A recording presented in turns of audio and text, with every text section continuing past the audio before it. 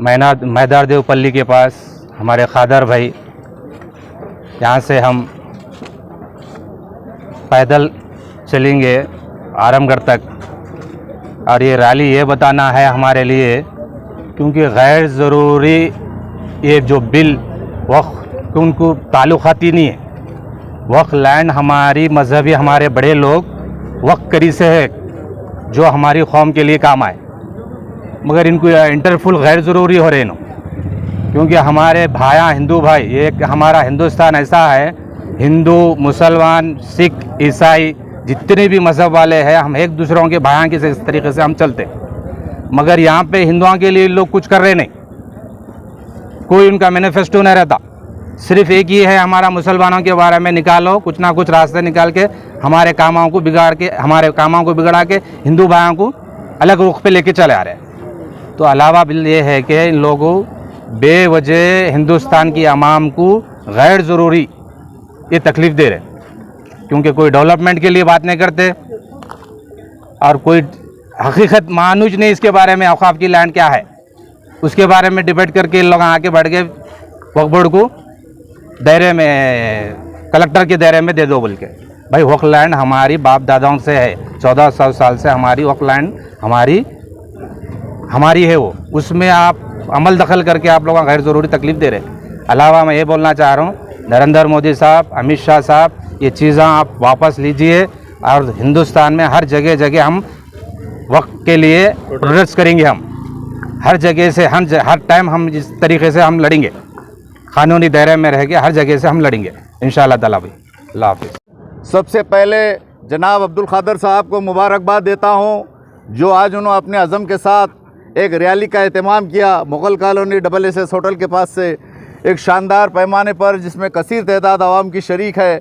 इसका मकसद है जो पार्लियामेंट में सियाह बिल मंजूर किया गया है मोदी गवर्नमेंट की तरफ से, हम उसके अगेंस्ट में इस रैली का एहतमाम किए है, जो पुरअमन तरीके से रहेगी। और जब तक हम ये बिल वापस नहीं लिया जाएगा, हम इसके लिए पुरअमन एहतजाज जारी रखेगा। काबिल मुबारकबाद है खादर भाई, क्योंकि पूरे राजेंद्र कॉन्स्टिट्यूंसी में उन्होंने पहला कदम उठाया है।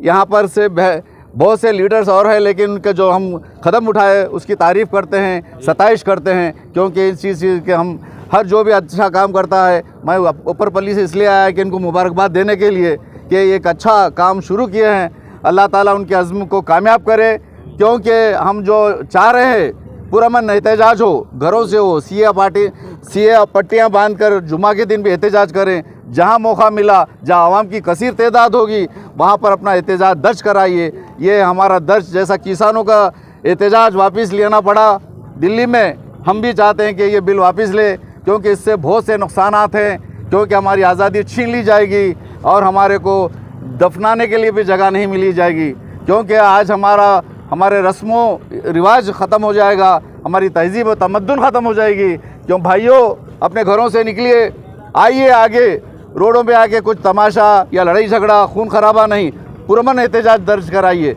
दूसरे कौम के लोग भी हमारे इस एहतजाज से मुतासिर हों, मैं चाहता हूँ, क्योंकि आज हिंदू मुसलमान सिख ईसाई सब हमारे तायद में हैं। क्योंकि मैं देख रहा हूँ, मैं भी आवाम में घूमता हूँ, मैं भी कांग्रेस का कायद हूँ, मैं हमारे खादर भाई के साथ भी काम करने का भी मुझे अभी एहसास मिल रहा है। उनकी कारकर्दगी मैं फेसबुक में, व्हाट्सएप में देखता हूँ, लेकिन आज हकीकत में सामने देखा तो बहुत नौजवान काबिल तारीफ़ है। क्योंकि राजेंद्र कॉन्स्टिट्यूंसी में हमारे MLA प्रकाश गौड़ साहब को भी आने वाली मीटिंग में हम मदऊ करेंगे, क्योंकि वो भी कांग्रेस के लीडर हैं। और मैं बहनों जो भी सुन रहे हैं मेरी आवाज़, तमाम से मैं अपना जो एक फ़ैसला जो है ना, ये हुकूमत जो ली है उसके अगेंस्ट तक हम जो एहतजाज करेंगे, खादर भाई के साथ सब जुड़े हुए रहे तो बहुत मेहरबानी होगी। और यहाँ हमारे साथ जुड़े हुए हमारे इस्माइल भाई, नईम भाई, ज़फ़र भाई और हमारे और भी बहुत से कायदीन हैं जिनका नाम मुझे नहीं मालूम है, माफ़ी चाहता हूँ, क्योंकि मुझे भी मदऊ किया गया तो मैं अपनी शख्सी दावत पे